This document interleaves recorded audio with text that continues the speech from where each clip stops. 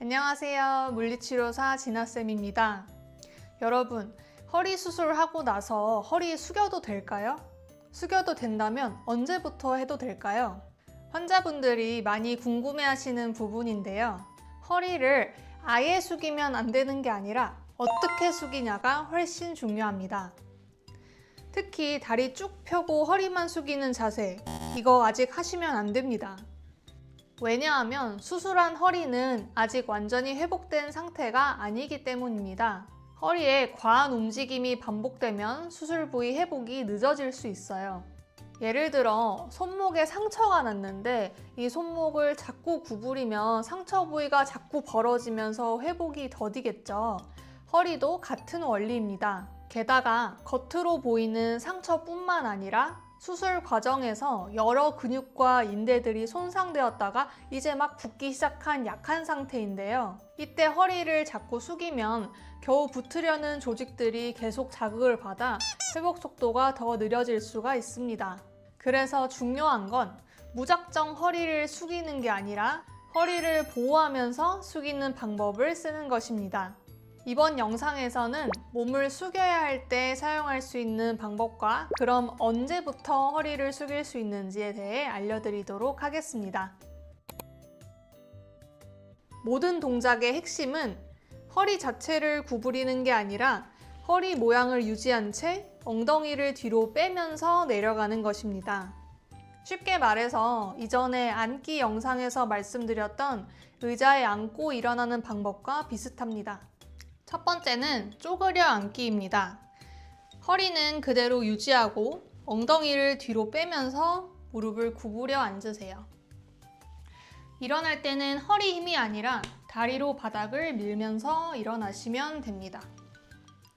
이때 허리를 너무 과하게 펴면서 내려가시거나 올라오실 때 너무 과하게 젖히면서 올라오지 마시고 허리는 자연스러운 모양을 유지하면서 그대로 엉덩이와 무릎만 구부려서 내려갔다가 올라오시는 게 중요합니다.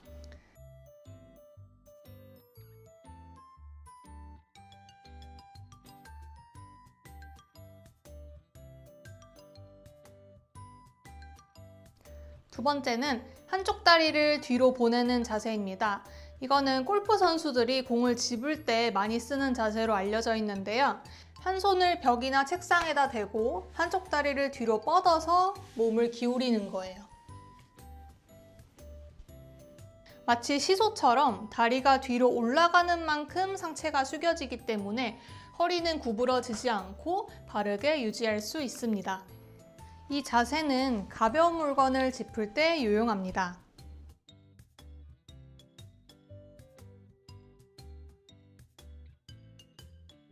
세 번째는 런지 자세입니다. 한쪽 무릎을 바닥에 대고 앉는 자세인데요. 세탁기에서 물건을 꺼낼 때나 뭔가 낮은 자세로 작업을 할 때 유용합니다. 무릎이 아프신 분들은 무릎 아래 쿠션을 대면 도움이 되고요. 일어나실 때도 허리 힘이 아니라 다리 힘을 사용해서 일어나기 때문에 허리에 부담이 덜 갑니다.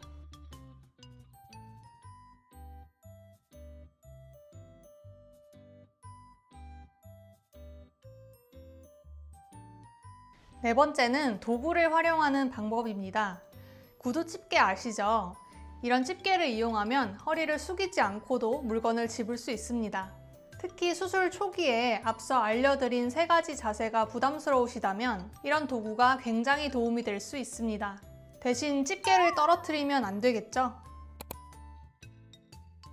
그러면 다리를 다 펴고 허리를 숙이는 건 언제부터 해도 될까요? 이 동작은 허리에 가장 부담이 큰 자세 중 하나라서 단순히 언제 가능하냐 보다 회복 단계와 내 상태에 맞춰서 접근하는 것이 중요합니다. 그래서 감압술과 유압술로 나누어 설명드리겠습니다.